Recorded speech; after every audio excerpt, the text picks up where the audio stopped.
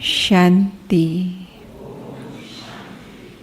तो आज भट्टी का तीसरा दिन है और उसका ये प्रातःकालीन सत्र, और इस सत्र में पधारे हैं हमारे बीच में हमारे आदरणीय राजयोगिनी उषा दीदी जी। एक हाथ हिलाकर हम आपका स्वागत करते हैं, सत्कार करते हैं, अभिनंदन करते हैं।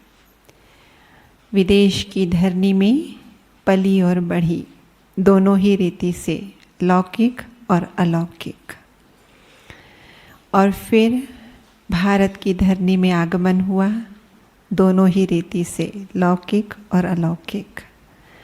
और फिर 1980 में आपने समर्पित जीवन की यात्रा आरंभ की। 1980 से 1992 तक मुंबई और हैदराबाद के सेवा केंद्रों के माध्यम से बाबा का संदेश जन जन तक पहुंचाया, और उसके बाद 93 में आप हेडक्वार्टर में आए और आज दिन तक हेडक्वार्टर में रहकर देश विदेश की सेवाएं कर रहे हैं। जब 93 में आप यहाँ आए तो उस समय SML की ट्रेनिंग विदेशी भाई बहन दे रहे थे। उसी ट्रेनिंग को आपने अटेंड किया और उसी सिलेबस को आपने भारत की भाषा में मोल्ड किया, और उसके द्वारा आपने देश में अनेक कंपनियों में, कॉरपोरेट सेक्टर्स में, यूनिवर्सिटीज़ में जा के सेवाएं की, जिसके कारण से आप प्रसिद्ध हुई। कौन सी उषा बहन? SML वाली उषा बहन। और उसके बाद आपने अपना ध्यान केंद्रित किया रामायण महाभारत जैसे महाकाव्यों पर, और उसका आध्यात्मिक अर्थ सबके सामने प्रस्तुत किया। फिर तो आपको लगन लग गई कि गीता का भगवान शिव है, न कि श्री कृष्ण। ये मुझे सिद्ध करके बताना है, और उसमें सफलता मिली कि जिसके आधार से आप बड़े बड़े धर्म सम्मेलनों में अपनी ये बात रखते हैं, और बड़े बड़े महामंडलेश्वर कहो, धर्म के प्रकांड पंडित कहो, आपकी बातों से कन्विंस हो जाते हैं। तो इस तरीके से आपने विभिन्न क्षेत्रों पर अपने आप को फोकस करके विभिन्न बातें जन जन तक आध्यात्मिक रीति से पहुंचाई। इसके अलावा आप हमारे जो पॉलिटिशियन विंग है उसके हेडक्वार्टर कोऑर्डिनेटर भी हैं। तो बहुत सारी ज्ञान योग की गहराई लिए हुए आज हमें इस विषय पर प्रकाश डालेंगी कि संग दोष से हमें संभाल क्यों करनी है। हम जानते हैं जब हम 7 डेज कोर्स करते हैं तो हमें बताए जाते हैं राजयोग के पिलर्स, जिसमें 4 बातें होती हैं। हाँ, एक अन्न की शुद्धि जिसमें कहा जाता है शुद्ध अन्न खाओ, संग की शुद्धि जिसमें कहा जाता है सत्संग करो, शरीर की शुद्धि जिसमें कहा जाता है ब्रह्मचर्य का पालन करो, और चौथा मन की शुद्धि जिसमें कहा जाता है दैवी गुणों को धारण करो। लेकिन कई बार संग की शुद्धि में या अन्न की शुद्धि में या और भी जो शुद्धि बाबा ने दी है, कहीं कहीं हम फिसल जाते हैं, और फिर हम कहते हैं मन नहीं लगता योग में, योग पावरफुल नहीं होता। तो संग दोष आजकल बहुत इजी है, बहुत दूर नहीं जाना है उसके लिए। हाथ में मोबाइल है, डेटा डला हुआ है, दुनिया की हर बात उसके अंदर आ जाती है, फटाफट संग दोष लग जाता है। तो इसलिए संग दोष की हमें संभाल करनी है। तो आज उसी विषय पर दीदी जी प्रकाश डालेंगे। आदरणीय दीदी जी। ओम शांति। बाबा ने हम सभी बच्चों को संगम युग में ये श्रेष्ठ भाग्य दिया कि बाबा की छत्र छाया में हम सभी पल रहे हैं।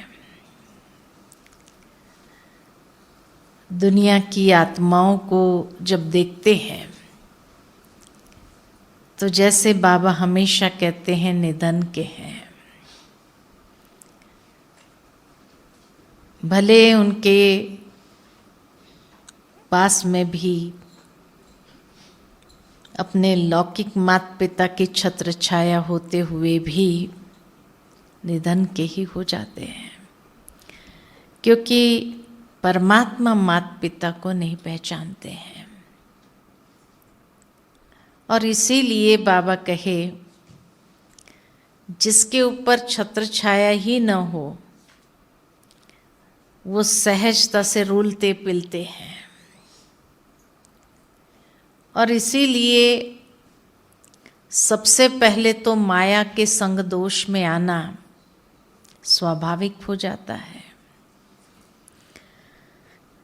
माया जब देखती है कि ये कच्चे हैं, गफलत कर रहे हैं बार बार,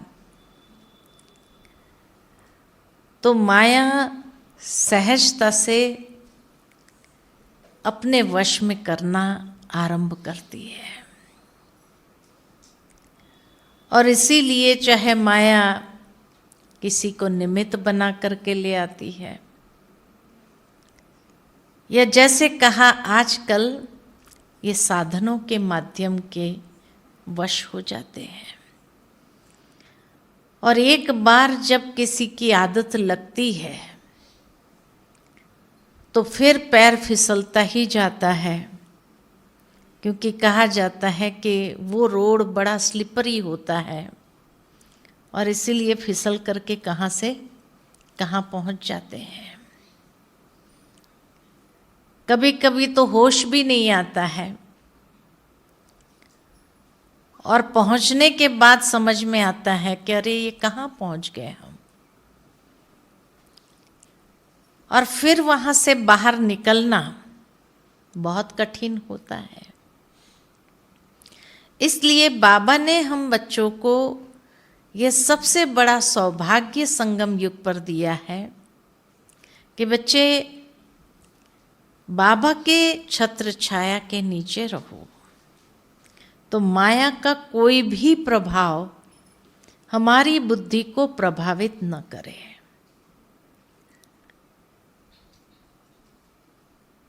आज जैसे बाबा ने बहुत अच्छी बात कही मुरली के अंदर कि एक है अपने आप से बातें करना, और दूसरी जब आपस में बात करते हैं तो भी हमें क्या लेन देन करना है, स्व उन्नति की बातों का ही लेन देन करना है, या सर्विस के विषय को लेकर के लेन देन करना है कि सर्विस को कैसे वृद्धि पाए।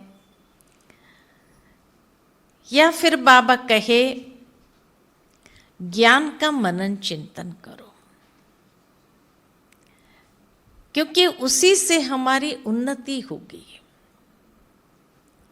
बाकी और कोई भी बातचीत करते हैं तो उसको बाबा परचिंतन में ही गिनती करता है।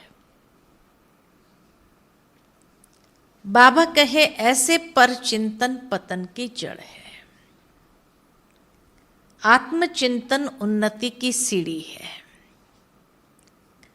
और इसीलिए जैसे जैसे आत्मचिंतन करते जाओ तो देखो कितना ऊंचे चढ़ते जाते हैं।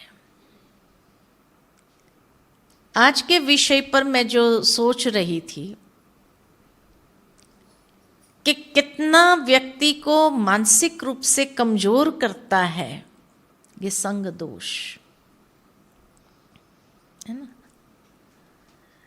चाहे व्यक्ति का संग दोष हो स्थूल में, या जैसे कहा ये इलेक्ट्रॉनिक संग दोष हो,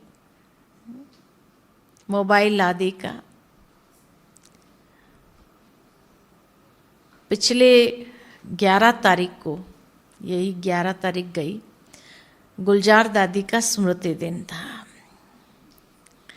आप सभी ने पता नहीं संदेश सुना कि नहीं सुना, लेकिन उस दिन संदेश में बाबा के सामने जब भोग लेके गए तो बाबा ने दादी को भी भोग स्वीकार करने के लिए दादी को इमर्ज किया। दादी वतन में ही थी बोले। तो उस समय दादी ने सुनाया कि बाबा मुझे चक्कर लगवा रहे हैं,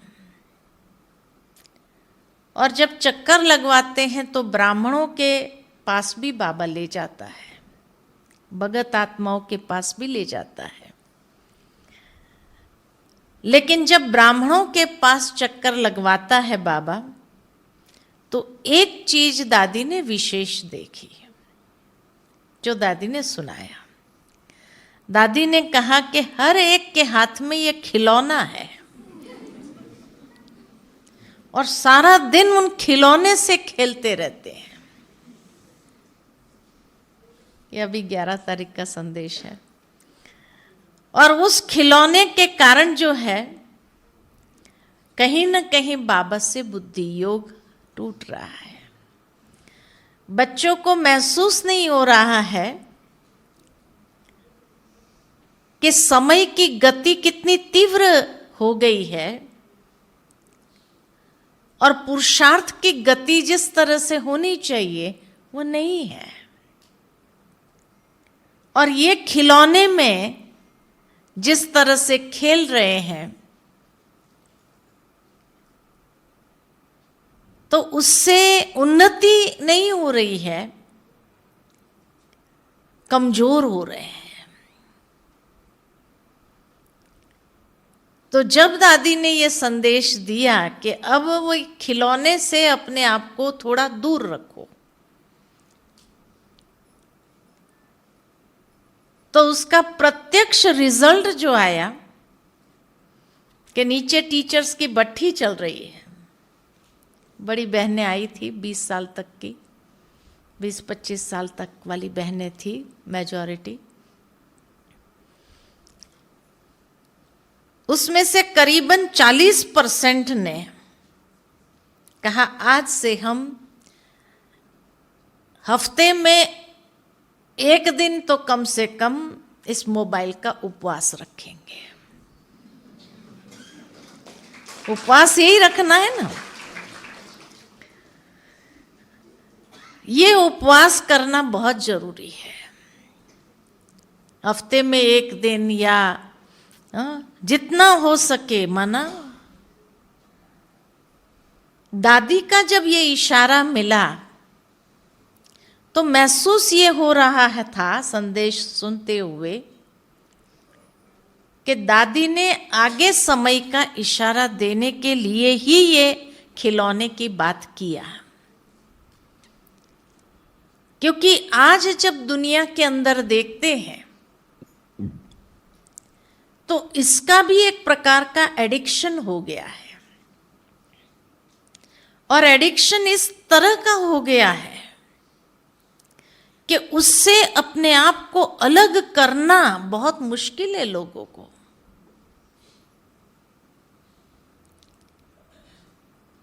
एक बहन के लिए बताया गया कि वो ऑफिस में थी, मीटिंग चल रही थी, और मीटिंग में वो यही खिलौना लेकर के बैठी थी। तो उसका बॉस जो था मीटिंग के समय जब देख रहा था, बार बार 2-3 बार उसको कहा, लेकिन फिर भी वो छोड़ नहीं पा रही थी। तो उसके बॉस ने उस चीज को छीन लिया, और जैसे ही छीन लिया कि उसके अनकॉन्शियस हो गई, कुर्सी पर ही जैसे एकदम गिर गई, अनकॉन्शियस हो गई 5 मिनट के बाद, और झाग निकलने लगा मुंह से। इतना एडिक्शन है इस चीज का। ये एडिक्शन है कि जिस तरह से किसी को ड्रग्स का एडिक्शन होता है, और एडिक्शन माना ही कि जब व्यक्ति के अंदर वो केमिकल रिएक्शन जिसको कहा जाए वो होता है, ब्रेन से वो केमिकल्स रिलीज होते हैं, जो एक प्रकार का ड्रग एडिक्शन में लोगों को होता है, वैसा ही होता है। तो जैसे ही बेहोश होकर के झाग निकलने लगा तो उसका बॉस घबरा गया, उसको वापस दे दिया, ये ले ले तुम। हाँ, और जैसे ही लिया तो झाग भी चला गया और वापस वो देखने लगे, है कि नहीं? दुनिया के अंदर तो आजकल छोटे बच्चे को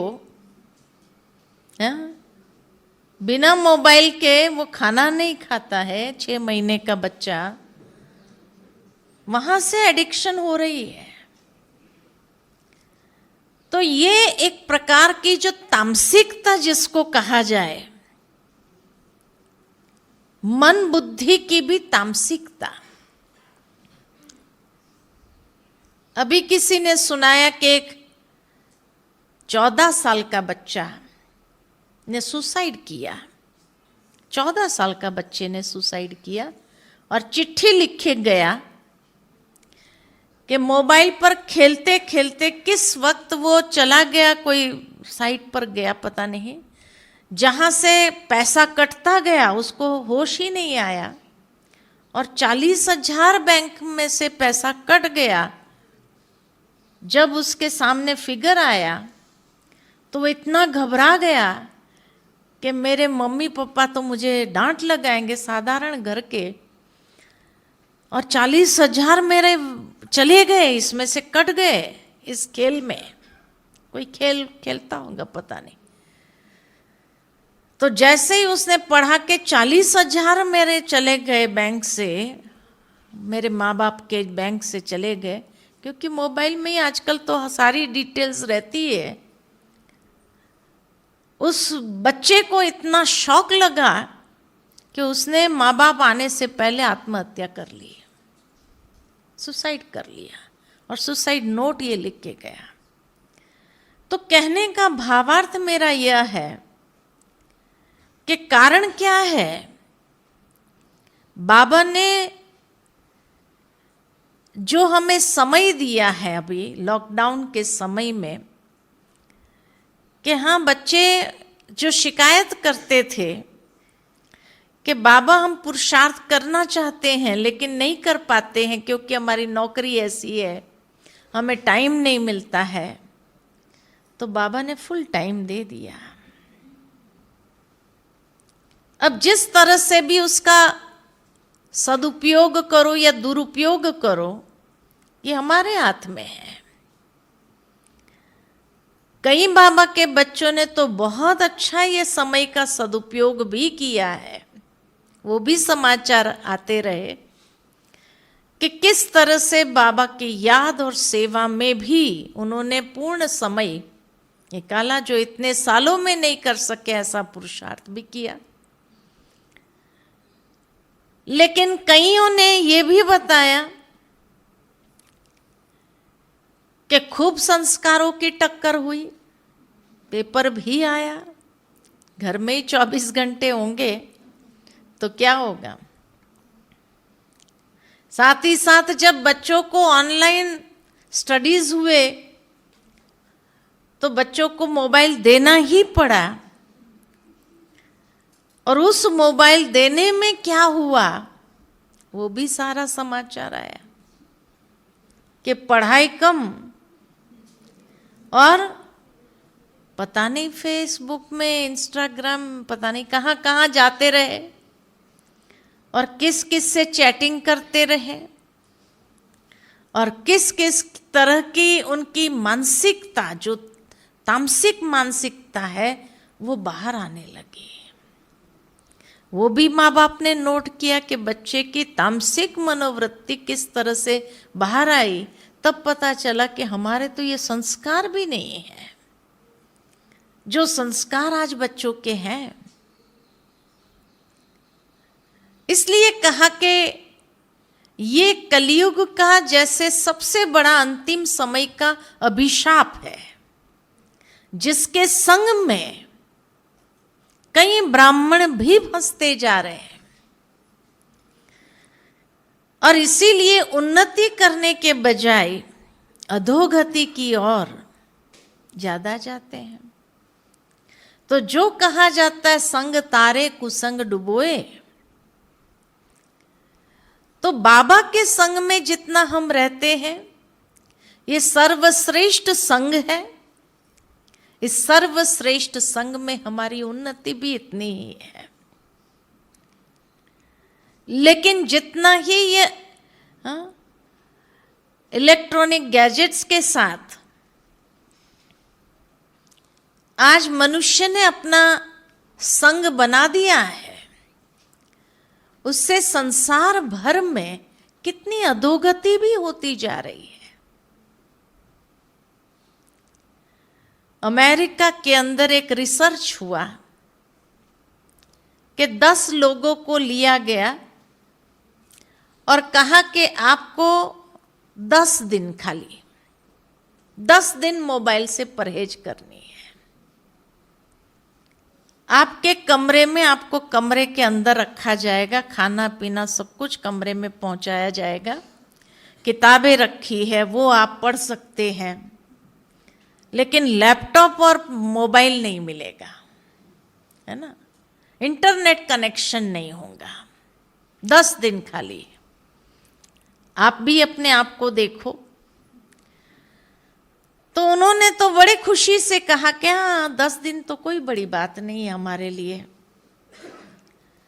लेकिन पहला दिन ही जैसे तैसे निकला। दूसरे दिन तो इतना जैसे फ्रस्ट्रेशन क्रिएट होने लगा।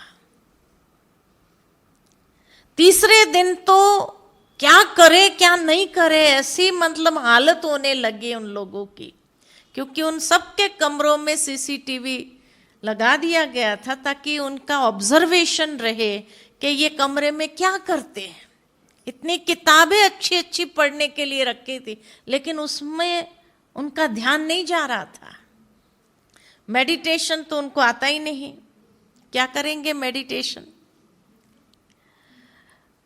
चौथे दिन तो ऐसी हालत हो गई कि उन्होंने बिस्तर फाड़ना चालू किया, दीवारों के साथ सर मारना चालू किया। ऐसी ऐसी हालत उनकी हो गई, है ना। 5वें 6ठे दिन में तो माना वो इतने माना ये हो गए कि आखिर इन्होंने दरवाजा जोर जोर से ठोकना चालू किया, हमको निकालो बाहर यहां से। इतना उनको घुटन हो गई बिना उसके मोबाइल इंटरनेट के। ये परवशता जिसको कहा जाए, पराधीनता, जो साधनों की भी पराधीनता कहा जाए, ये इसी का नाम है। ब्राह्मणों को तो 10 दिन शायद बहुत अच्छे से गुजर जाएगा, ज्ञान योग करो, हाँ क्या कहेंगे, अच्छे से निकल जाएगा 10 दिन या नहीं निकलेगा।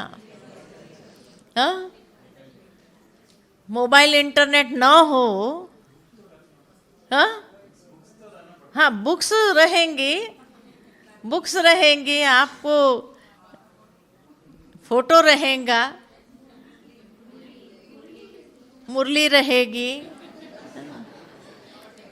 नहीं, मुरली पढ़ने के लिए, सुनने के लिए नहीं। टीवी आदि नहीं होगा, न टीवी होगा, न इंटरनेट होगा और न मोबाइल होगा। तीनों चीजों का परहेज नहीं, कुछ नहीं, वो चीज नहीं होंगी, है ना। पढ़ सकते हैं आप जो पढ़ना है। कभी ट्रायल करके देखो कितना दिन मोबाइल स्विच ऑफ रख सकते हैं आप। यहां 3 दिन रह सकता है, हाँ 3 दिन भी कईयों का तो नहीं रहता है। भाई घर वालों से बात करना पड़ेगा, देखना हाल चाल लेना पड़ेगा, धंधे का बिजनेस का हाल चाल देखना पड़ेगा, है कि नहीं।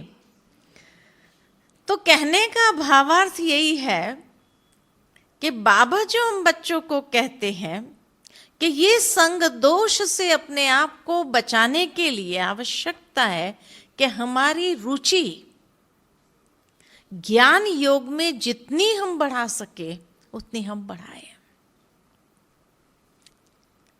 क्योंकि उसी से हमारे अंदर बल आएगा।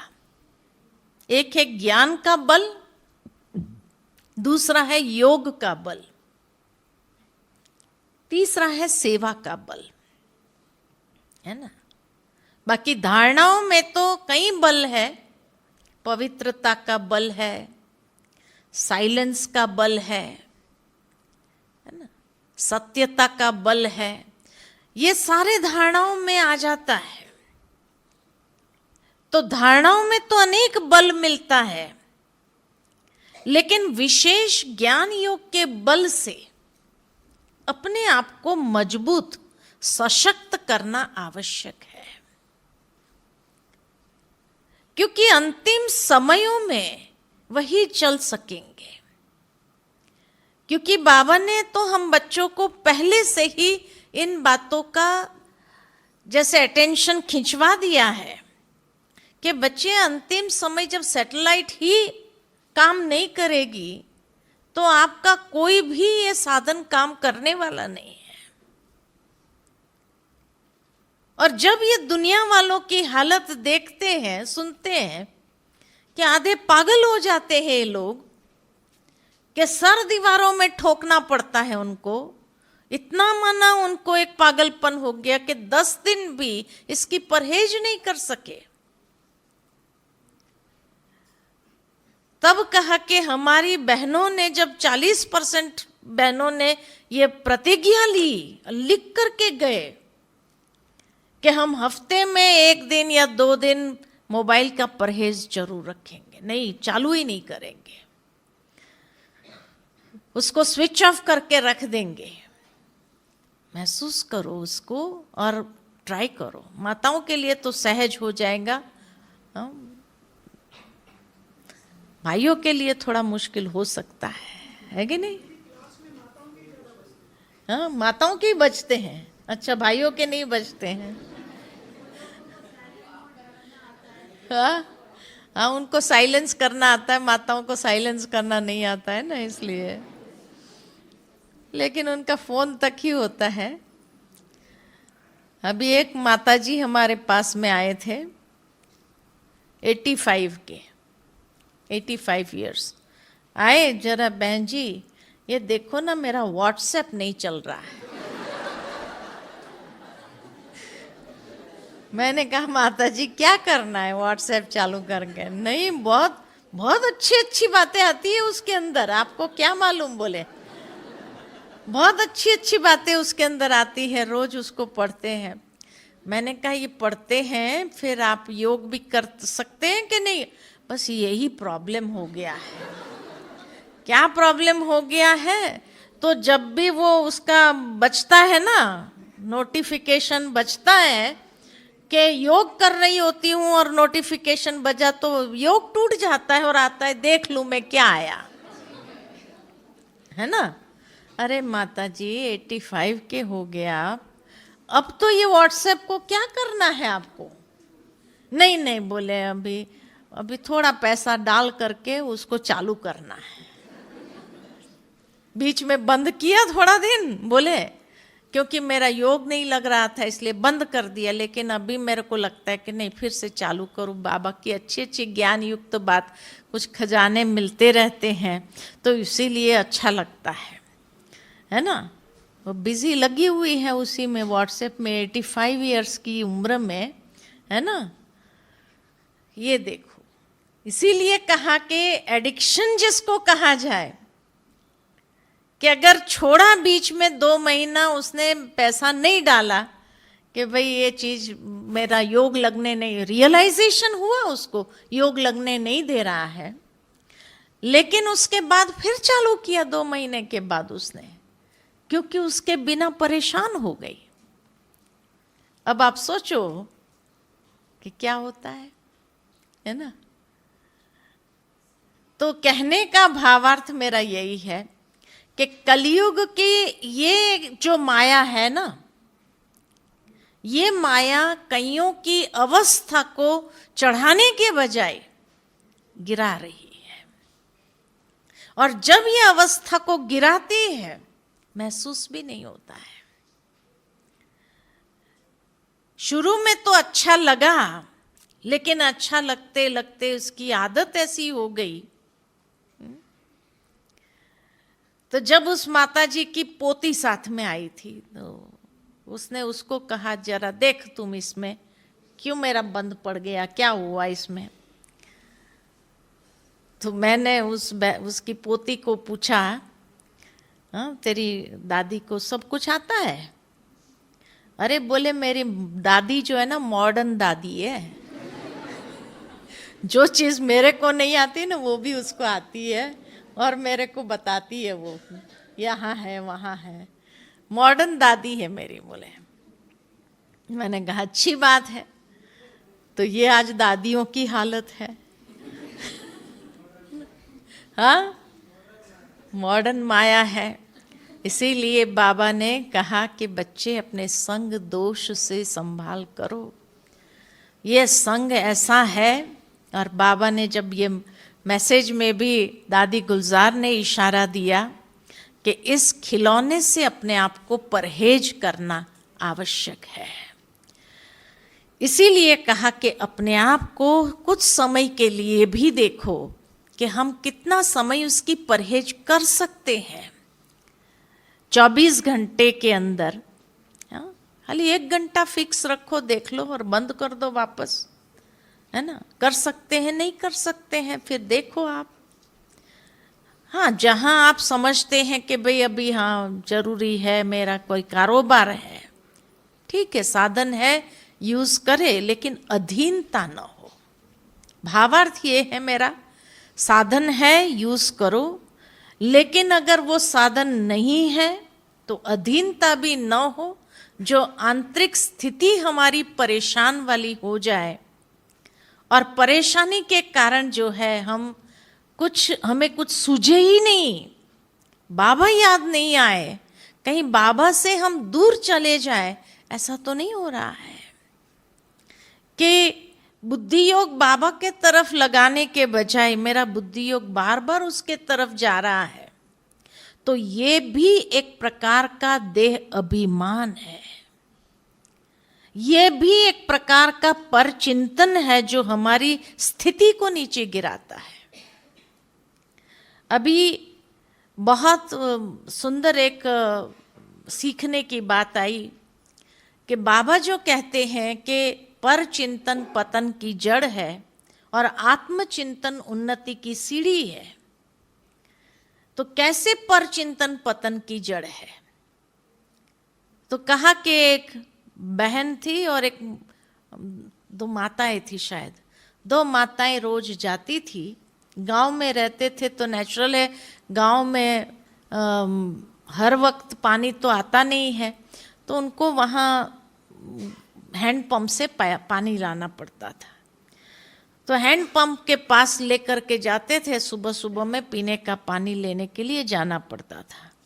तो जाते थे तो जाते जाते भी परचिंतन, आते आते भी परचिंतन। अब उसके कारण इतनी मानसिक स्थिति उनकी ड्रेन हो रही थी, मानसिक शक्ति ड्रेन हो रही थी कि कमजोर थी। और कहा जाता है कि जो रास्ता था वहां एक पेड़ था और उस पेड़ पर 3 आत्माएं रहती थी। जब देखते थे रोज इनको आते जाते दोनों पर, एक बहुत ज्यादा परचिंतन करती थी, एक बार बार उसको स्टॉप करने का प्रयत्न करती थी कि छोड़ो ना, इन बातों को छोड़ो, जिसको जो करना है करने दो, है ना, जो होगा वो होगा। अब वो दूसरी जो थी उसकी तो आदत थी परचिंतन करने की, और आदत ऐसी पड़ गई थी जो उसको छूटती नहीं थी। तो वो तीनों आत्माओं ने आपस में बात किया, हमारे लिए ये स्थान उत्तम है, और वो तीनों आत्माओं ने उसमें प्रवेश किया, उस बहन माता की आत्मा उसमें शरीर में जो बहुत ज्यादा परचिंतन करती थी। तो जब उसमें प्रवेश किया तो उसके बाद तो नेचुरल है कि उसकी स्थिति क्या हो सकती है वो आप समझ सकते हैं। तो उसके बाद तो वो अपने उसमें नहीं रही, बहुत ज़्यादा तूफान मचाना चालू किया उसने, तोड़ फोड़ करना चालू किया। परिवार वाले परेशान हो गए, क्या चाहिए उसको, अलग अलग चीज़ों का डिमांड करने लगी, है ना। तो जब डिमांड करने लगी तो इनको लगा कि कोई आत्मा है इसके अंदर प्रवेश किया हुआ। तो फिर जो है किसी के पास लेके गए उसको झाड़ फूंक करने के लिए। तो जब लेके गए तो उसने जैसे बातचीत किया उसके साथ, तो पता चला 3 आत्माएं हैं। बोले 3 आत्माएं हैं और उनकी अधूरी इच्छाएं जो थी वो इसके द्वारा पूरा करना चाहते हैं। तो क्या अधूरी इच्छा है? कहा कि तब तक हम निकलेंगे नहीं जब तक हमारी इच्छाएं पूरी नहीं होंगी। तो कहा कि तुमने इसका शरीर क्यों लिया? बहुत ज्यादा लोग हैं दुनिया में, तुम किसी का भी शरीर लेते थे। तब वो तीनों आत्मा ने बताया कि नहीं, ये और उसके साथ एक दूसरी बहन भी थी। रोज आते जाते जो है पानी भरने जाते थे और आते थे तो खूब परचिंतन चलता था। तो हमने देखा कि ये तो एकदम कमजोर है, तो हमें तो कमजोर ही चाहिए। जब कमजोर मिलेगा तभी तो हम अपनी डिमांड्स या हमारी अपनी अधूरी इच्छाएं पूरी कर सकेंगे। तो कहा अच्छा। तो फिर वो दूसरी बहन ने कहा बात सही कर रहे हैं, वो रोज परचिंतन खूब करती थी। कहा अच्छा तुम्हारी डिमांड्स क्या है? तो एक ने कहा कि बहुत समय हो गया मैंने नॉनवेज नहीं खाया है, मुझे नॉनवेज जरूर खाना है। दूसरे ने कहा मुझे शराब जरूर पीनी है, बहुत समय हो गया मैंने शराब नहीं पिया है, अब मुझे पीना है। तीसरे ने भी ऐसी ही कुछ डिमांड रखी। तो वो जो निकालने वाला था, जब उसने पूछा अच्छा ये डिमांड तेरी पूरी किया तो छोड़ेंगे इसको? बोले हाँ छोड़ देंगे। तो जब कहा छोड़ देंगे तो फिर इन्होंने कहा इनके रिश्तेदारों को कि भाई उसको खिलाना पड़ेगा तभी छोड़ेंगे ये आत्माएं। तो कहा ये तो लेकिन ब्रह्मा कुमारी में जाते हैं, ये लोग तो खाते ही नहीं है न पीते हैं।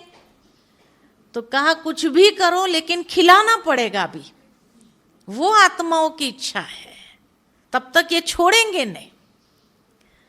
आखिर उनको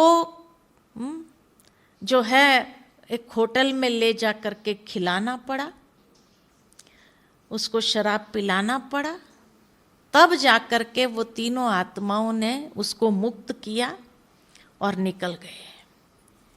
जो बाबा कहते हैं पर चिंतन पतन की जड़। अब सोचो जो जितना सालों से वो चलती थी ज्ञान में, शायद 20-25 सालों से तो चलती थी वो, जहाँ तक मेरी नॉलेज है 20-25 सालों से चलती थी। तो 20-25 सालों की तपस्या क्या हुई? भंग हो गई कि नहीं हुई? हो गई।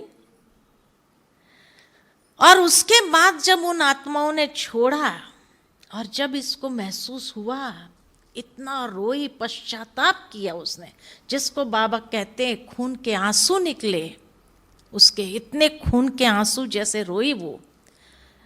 अब मैं सारा मेकअप कैसे करूंगी?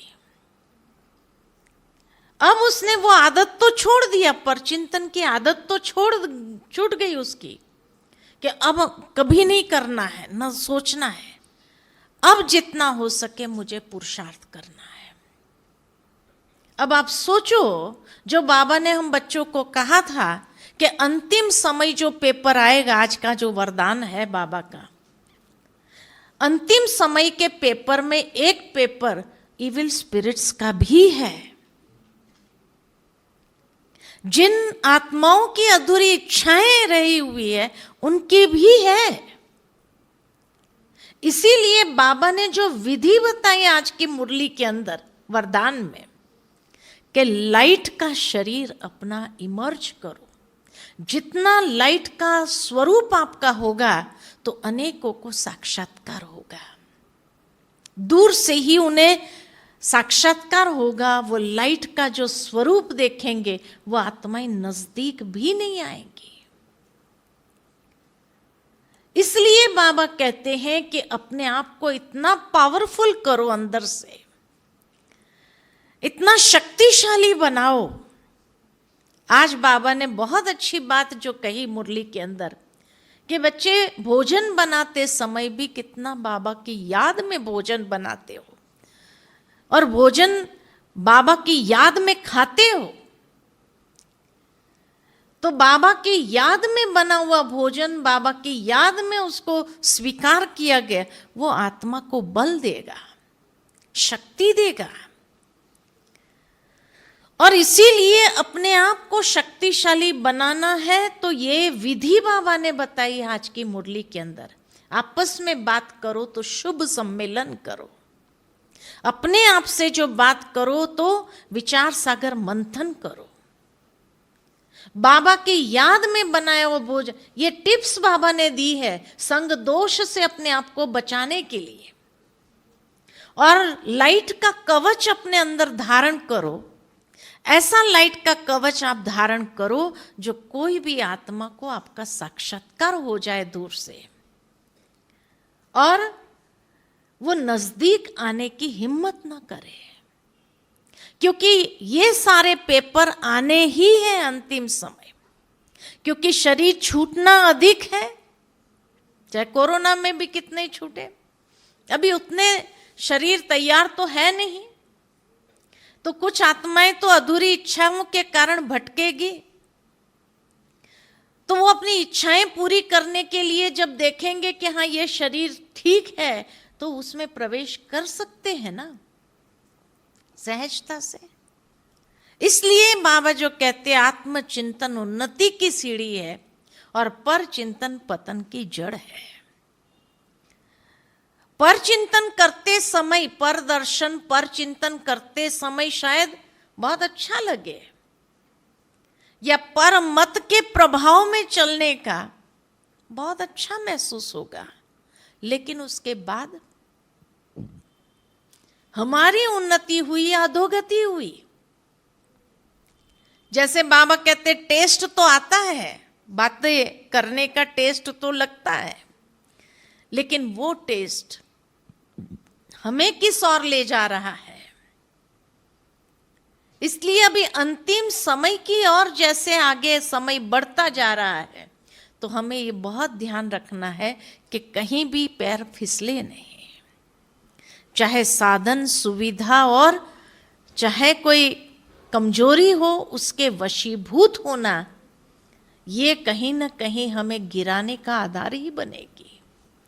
इसलिए इन सब चीजों से हमें अपने आप को सेफ रखना बहुत जरूरी है। और जितना बाबा ने जैसे आज स्लोगन में कहा, उमंग उत्साह का पंख होगा तो सेफ रहेंगे। जितना अपने आप को खुशी में रखो, आप अपनी खुशी अंदर की होनी चाहिए, ये साधनों के आधार पर नहीं। जितनी अंदर से अपने आप को खुशकिस्मत समझते हुए खुशी में रखेंगे, उतना ही आप उमंग उत्साह के पंखों के साथ उड़ जाएंगे और नीचे की हर प्रकार की माया से आप अपने आप को सेफ रख सकेंगे। तब कहा कि बाबा हम बच्चों की जो परवरिश कर रहा है संगम युग में, बहुत अच्छी तरह से बाबा हमारी परवरिश कर रहा है।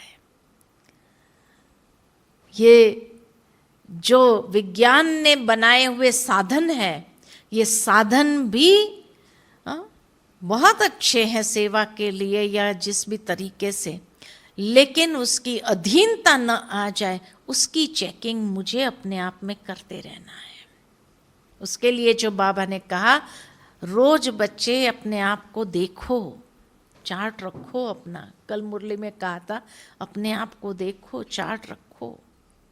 तो नित्य हमें अपनी चेकिंग करते रहना पड़ेगा, क्योंकि ये कीड़ा ऐसा है कि कब अंदर में पैदा हो गया, जैसे कैंसर का कीड़ा कब पैदा हो जाता है और सारे शक्ति के कण जो है रेड सेल्स है वही खाना चालू कर देता है और व्यक्ति को कमजोर करता है।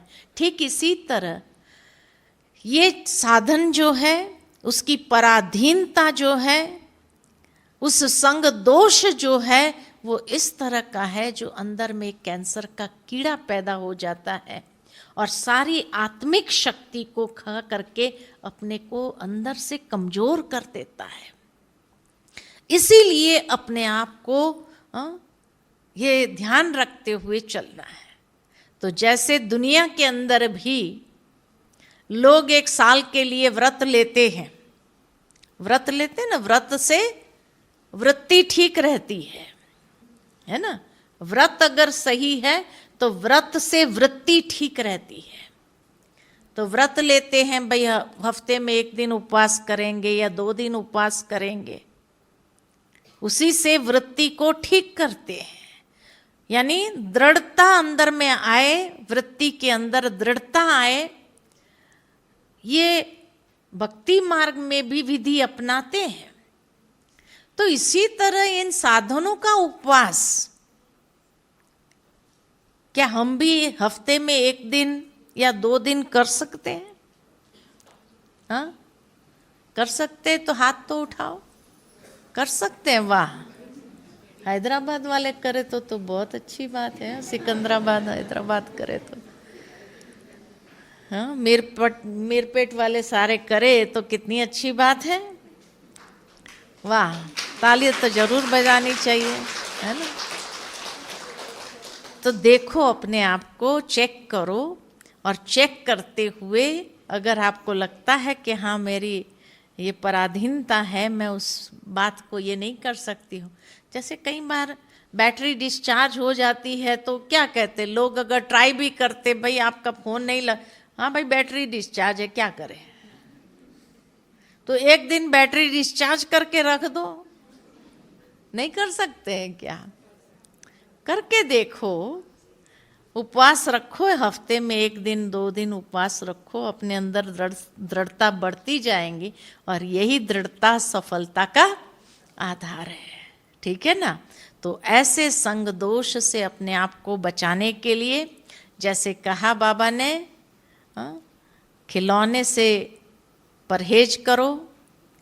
बाबा ऊपर से देख रहा है, दादी भी ऊपर से देख रही है ना। तो इसीलिए एक खिलौना का पराधीनता बहुत है।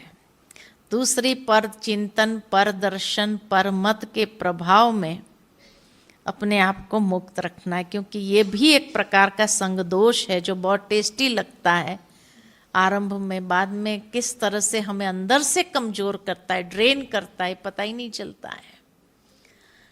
और साथ साथ जो कहा आज बाबा ने, जो विधि बताई कि भोजन जब स्वीकार करो तो बाबा की याद में बनाओ, बाबा की याद में स्वीकार करो, तो अंदर में शक्ति हमारे अंदर बनी रहेगी।